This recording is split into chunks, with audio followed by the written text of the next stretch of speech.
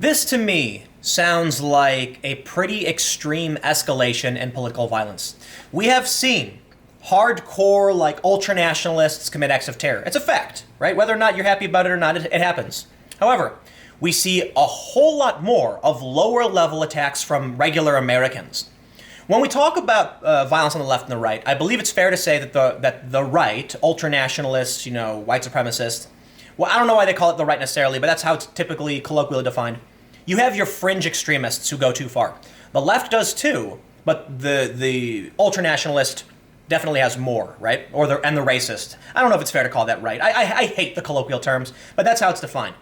When it comes to regular Americans, like your run-of-the-mill, Trump-supporting worker, guy works for a union, works in a steel plant or something, wears a MAGA hat, and then you've got, leftists, Americans, people who vote left, young people, college students.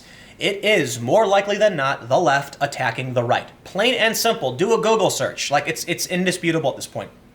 We've had stories of people ripping off hats, splashing them in the face. We just had a big story not too long ago where even I was critical of the Proud Boys, but the NYPD released a video showing Antifa started the fight by throwing a bottle at the Proud Boys, and other witnesses said they flicked the hat off of a Proud Boy. So it's like, there you go. The left started the fight. The right finished it. I think the right played into bad optics. That's the Proud Boys for you. They're, punchy fellas. Check this story out. 2 GOP candidates assaulted in Minnesota. Attacks come as state Democrats suspend staffer for beheading posts. Like, we have seen the idea of the unhinged left. It's worrisome to me that you have people on the left saying, oh, the right is so violent. Oh, look at the Proud Boys. Oh, they're embracing violence. And it's like, dude, you guys have literally embraced Antifa for like a really long time. Like, they call it a diversity of tactics. And this is how the game is played. They ignore problems on their own side and then wait for any sign of any kind of violence, hence Proud Boys, and then say, boom, there you go. And that's why I'm critical of the Proud Boys. Look, the world's not fair. If you're a conservative, you're fighting an uphill battle against digital media, plain and simple. There are a lot of conservative sites, but if you want to permeate, CNN-style news, you can't play into these games. You've got to be above and beyond, because they are waiting for that moment to lie. And now we have this. This has to be an extreme escalation. I mean, look, Susan Collins got a mysterious package. Some people were claiming it was ricin. Like, that's terrifying. Steve Scalise, I think I'm getting the name right, was actually shot by a Bernie voter. Okay? So there are fringe elements, but there is mainstream violence. We'll read through the story and we'll talk about some unhinged leftists, I suppose. The Minnesota Democratic Party has suspended a spokesman for calling for violence against Republicans, even as 2 GOP candidates have been assaulted in suspected politically motivated attacks. The Democratic Farmer Labor Party has suspended communications with staffer William Davis for 1 week without pay after making a Facebook post joking that Democrats would bring Republicans to the guillotine on November 7th, the day after the midterm elections. You know what? I want to point out, I don't like these jokes, okay? I get it. You can make jokes. It's fine. I'm not saying you shouldn't make jokes. You have to be careful about actually inciting to violence. We do have laws against certain kinds of speech. You can't incite to violence. You can't incite riots. You can't threaten people. There are a lot of people who say, it's just a joke when we talk about killing some people. Ezra Klein for Vox wrote an article saying that kill all men, the hashtag, was just an inside joke. As if that wouldn't alarm regular people. When you think it's a funny joke to show someone being executed, don't be surprised when that person is freaked out and doesn't want to vote for you. This is one of the biggest problems of the left. They don't realize that they're a fringe element at this point. One thing that's often been said is they believe elite opinions from the New Yorker mag and things like that, from the New York Times, represent America. They don't. Regular Americans want to go see Venom in the movie theaters. They're waiting for the next season of Game of Thrones. They're not really thinking about whether or not they want to behead Republicans. And if you start posting that stuff, they're going to get freaked out. Now, look, they suspended the guy for 1 week. Oh, God. Look, if it were me, I'd get rid of him in seconds. They're going to bring him back a week later? That's nuts. They say, Minnesota Republican Party Chairman Jennifer Carnahan said the suspension was not enough, calling for his immediate firing in the aftermath of separate attacks against Republican candidates. She said she has been subjected to numerous death threats during her tenure as the state party leader, and that death threats are no laughing matter. The overt hatred and violence that has become prevalent from many Democrats towards Republicans in recent times is unlawful, unacceptable, and downright scary, she said in an email. Yes, we have free speech and the right to peacefully assemble, but these words and actions by the left have gone too far. He should have been terminated immediately. DFL officials did not respond to request for comment. The suspension came days after Minnesota State Representative Sarah Anderson was punched in the arm after spotting a man destroying Republican yard signs. She said the attack left her scared and her attacker only desisted when she fled to her car and threw it in reverse. It was just insane. He was charging at me saying, "Why don't you go kill yourself?" Anderson told the Washington Free Beacon. To have someone physically coming after you and attacking you is just disheartening. I have covered many events around the world. I was in Egypt. I was in Ukraine. Let me tell you about some of the violence I've experienced. At Occupy Wall Street, when the left was cheering for me, when I was being featured in magazines and winning awards, I was physically attacked numerous times. I had people smack my phone out of my hand while screaming "capitalist" at me. When what does it even mean? What have I ever done? Literally just film stuff in the street.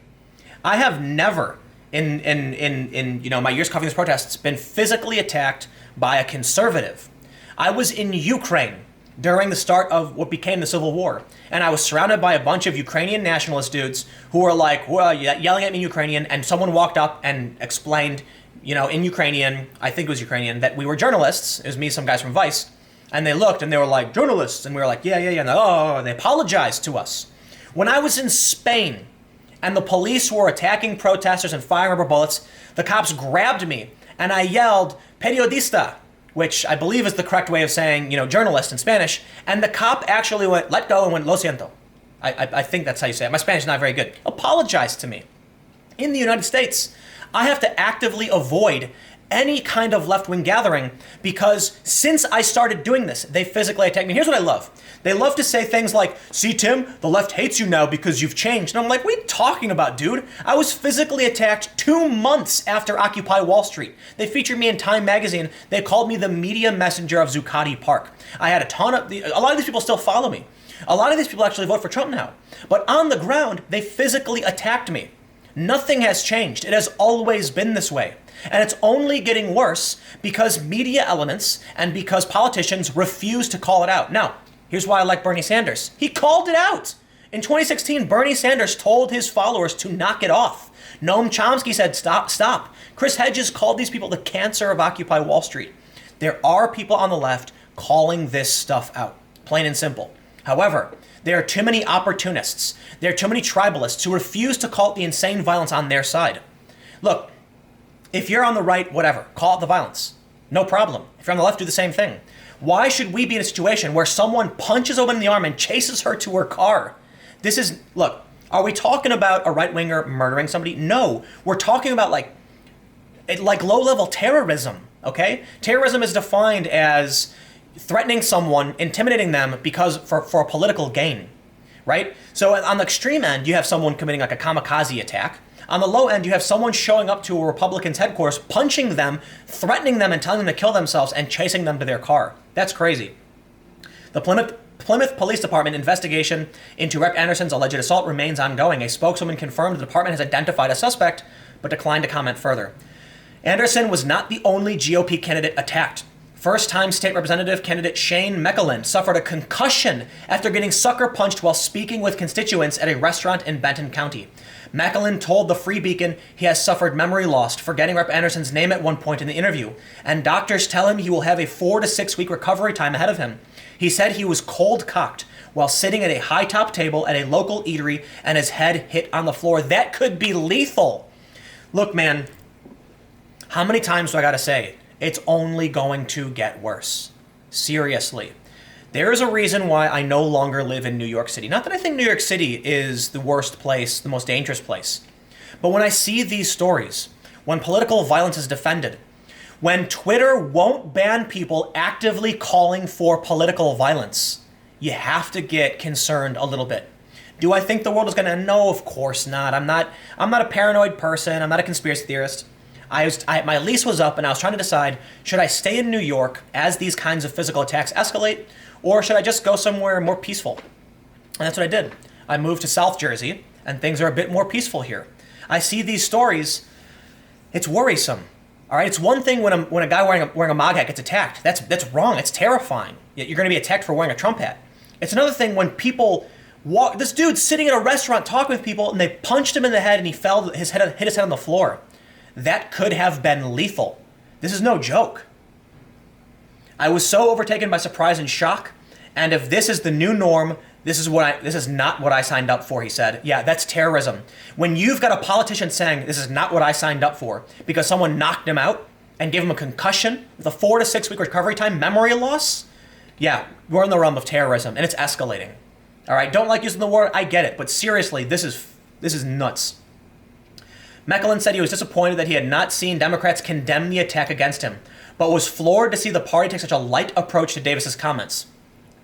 Yeah, okay. He's a political staffer, so you'd think if anybody should know boundaries, I think that'd be it, he said. Anderson was equally harsh about DFL's response, calling it incredibly irresponsible. This is exactly what incites people to violence. It's why you have somebody who goes and attacks me on Sunday just because we have different political beliefs, he said. This is a story from the Washington Free Beacon. It is rated as, on NewsGuard, it is rated as credible. I typically avoid sites that are not credible, and I use NewsGuard. I'm not trying to advocate for them or anything like that. It just happens to be a pretty decent service that will tell you whether or not you are likely to get bullcrap. So it's an extension. And last minute plug. The reason I'm saying this is because a lot of people are going to claim it's biased source, it's not fair. I'm like, well, look, there's an independent agency saying it's fair. When I look at this, and I have an organization saying this is a decent, publication it's got a green check mark, and we're seeing 2 GOP candidates being assaulted. One guy got a concussion. Dude, I feel for that man. I feel for that guy. Chilling at a restaurant, talking to people about what your beliefs are and what you want to do, and then someone knocks you out. It's getting scary, folks. It's getting bad. I think it's going to get worse. Anyway, thanks for hanging out. More videos coming up tomorrow, and I'll see you then.